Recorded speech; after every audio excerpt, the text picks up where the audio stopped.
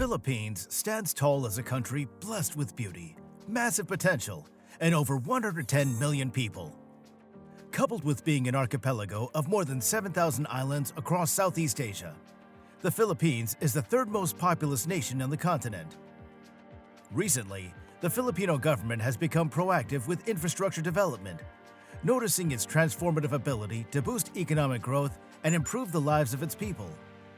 The government has assessed sizable resources to several infrastructure projects, each tailored to tackle specific issues and bring new opportunities for the country. These projects' colossal scale and assortment accurately describe the Philippines' firm dedication to modernization. The government's efforts, from expanding and improving transportation networks to building world-class facilities that support healthcare, education, and other basic amenities, are changing the nation's landscape. In the last video on the Philippines' infrastructure projects, we brought you 3 of the nation's mega projects. In this video, we're bringing bigger and better infrastructure projects in the Philippines to your screen. Here we go. But before we do, if you haven't subscribed to the channel, kindly do so now. Alright, let's dive right in. First on today's hit list is the NLEX. The North Luzon Expressway is an 84-kilometer line cutting across northern Luzon from Metro Manila to Laoag City. It's a vision conceived in the 1960s by then-President Ferdinand Marcos. The Filipino president noticed the need for an expressway to link the busy capital to the expanding provinces of Central Luzon. The government gave the go-ahead to the expressway's construction in 1972, and 3 years later, the first part of the modern highway began receiving traffic. The North Luzon Expressway proves the gigantic nature of infrastructure projects in the Philippines. It features a 4 to 8 lane setup that matches the landscape and eliminates the gap between busy metropolises and peaceful provincial towns. While on the expressway, citizens can take advantage of several interchanges and toll plazas that offer entry to several locations. Since its establishment, the NLEX has had a massive impact on the development of Luzon. Goods and people are moving quickly, travel times are reduced, and transportation costs have also decreased. As a result of the highway, enterprises have flourished, giving birth to job opportunities and increasing the area's economic vitality. The NLEX has also proved helpful in disaster response and relief support. In the face of natural calamities, the Filipino government can rely on the integrity of the NLEX to swiftly deploy aid packages and evacuate its affected citizens. People living in Metro Manila and the provinces of Central Luzon can now mingle and exchange their cultures, thanks to the North Luzon Expressway. The highway supports the flow of people and traditions between both regions, thus strengthening their bond. As the Philippines continues its journey to more economic prosperity, the NLEX remains invaluable. The government continuously makes plans to expand the road, furthering growth and development, as well as the lifeline of the road. This mouthful of a project has made its way to our list of the top 3 infrastructure projects in the Philippines. The Subic-Clark-Tarlac Expressway, or SCTEX, does wonders in connecting Mactan, Tarlac, and Pampanga in Central Luzon. It's a 93.77-kilometer expressway that has proven to be a crucial element, connecting economic zones and supporting regional integration. The vision behind the SCTEX was conceived in the early 2000s. The modern highway was designed to bridge the gap between the Subic Bay Freeport Zone, Central Technopark in Tarlac, and the Clark Freeport Zone. With 36 billion Philippine pesos, or $750 million US at that time, the SCTEX came to life via the Bases Conversion and Development Authority, or BCDA efforts. Being the product of the Filipino government's dedication to infrastructure development, the SCTEX's ripple effect in the area has been cathartic. What used to take 4 hours to travel between Subic, Clark, and Tarlac has been drastically reduced to 1 hour and 30 minutes. Talk about an innovative solution to cut transport costs immensely. The expressway has also drawn the eyes of foreign investors, thanks to the accessibility of the Subic Bay and Clark Freeport zones to global industries. The emergence of new industries and the enlargement of existing ones brought about the creation of job opportunities. Tourists also enjoy the services of the Subic-Clark-Tarlac Expressway. It's made it easier for them to enter the stunning beaches in Subic Bay, the golf courses in Clark, and the mesmerizing hot springs in Tarlac. The resulting growth in the tourism sector has generated revenue for the surrounding communities. How successful is the SCTEX?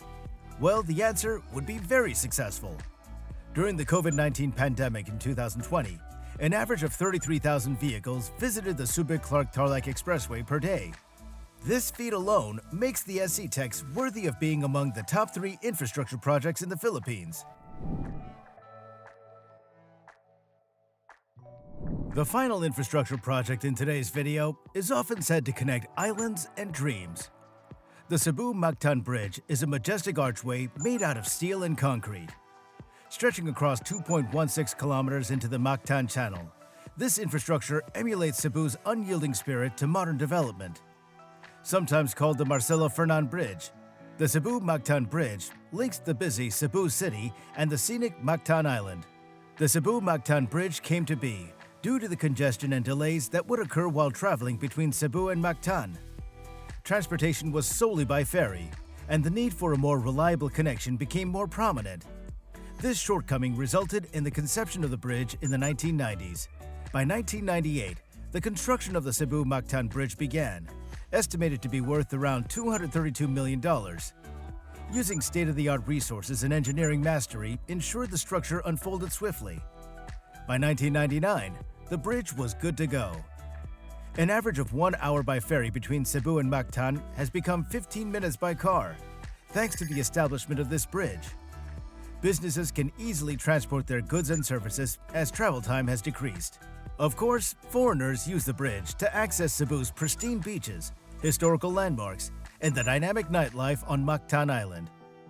Inhabitants of both regions can also mingle and exchange cultures, thus bolstering their bonds.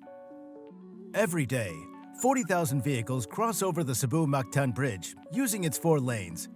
With a vision to connect islands and dreams, the bridge will continue expanding and grow to be a genuine modern marvel.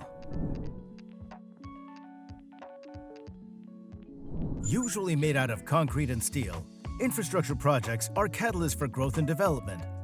Their multifaceted benefits cut across social, economic, and environmental spheres.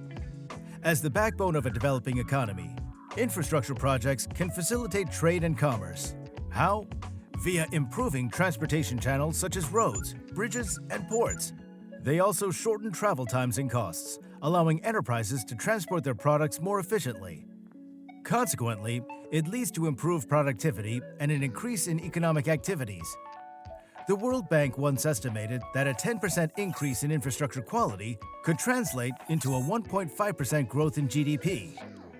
Infrastructure projects are catcalls for foreign investments. They breed a more favorable investment environment, attracting organizations to establish or even expand their activities. In turn, the upswing in investments creates jobs, improves economic activity, and factors in a nation's prosperity. To meet its financial growth goals, the Philippines must direct 5 to 7% of its GDP yearly to infrastructure development. That's enough on the economic benefits of infrastructure projects. Let's dive into the social aspects. One is enhanced access to basic amenities such as healthcare, employment, and education. This could also lead to long-term economic development and social growth. The Filipino Department of Education predicts that enhanced infrastructure can improve school attendance by 15%. Environment-wise, infrastructure projects reduce a nation's dependence on fossil fuels and curb greenhouse gas emissions. Clean energy sources like solar panels and wind turbines usually power them. Improved public transport systems can motivate citizens to leave their vehicles at home, mitigating traffic congestion and air pollution. Yes, infrastructure projects boost a country's economy and much more. However, these structures do come with their fair share of ordeals during construction. For instance, infrastructure projects are known for their astronomical costs. Their sheer scale often commands enormous investments and takes massive government funding. The Philippine government has found a way to hack this by seeking public-private partnerships, or PPPs. However, getting parties in the private sector to participate in such projects can be tricky, especially if the structure is in a remote area or yields little to no immediate returns on investment. Clearing land for infrastructure construction can also result in deforestation, water and air pollution, and habitat loss. Communities can also get disrupted during the course of bringing infrastructure projects to life. However, the pros of infrastructure projects outweigh their cons. For this reason, Countries spend billions and trillions of dollars building new ones and ensuring their existing infrastructure are in good condition. It's the most dreadful time of our videos. We've come to the end of yet another masterpiece. Yes, it hurts. However, you should subscribe to the channel to reduce the pain. Leave your comments below as well, and don't forget to like the video. And fear not, you'll hear from us again very soon. Bye-bye for now.